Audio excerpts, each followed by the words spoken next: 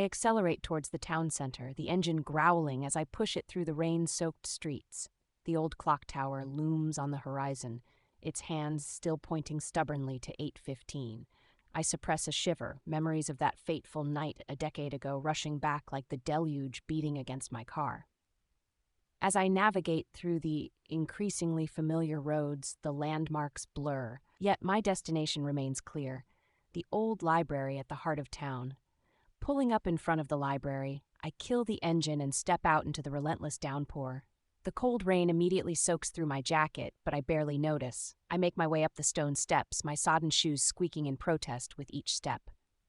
The grand wooden doors are just as I remember them, imposing and indifferent.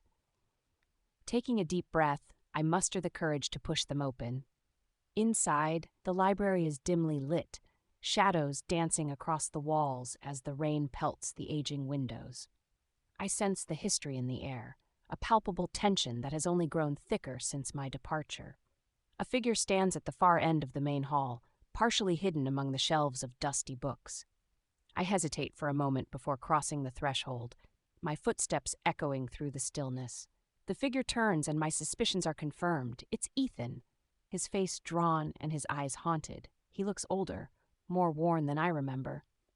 "You got my note," he says, his voice low and strained. I nod, the weight of years pressing on my shoulders. "What's going on, Ethan? What do I need to know?" Ethan glances around nervously before motioning for me to follow him deeper into the library. "There are things about that night, things we didn't understand. And they're not just buried in the past.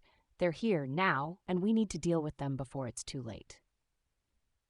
As we delve into the labyrinth of shelves, the shadows seem to close in, the secrets of Belmont whispering just out of reach. Whatever lay ahead, one truth was clear: this storm was just beginning.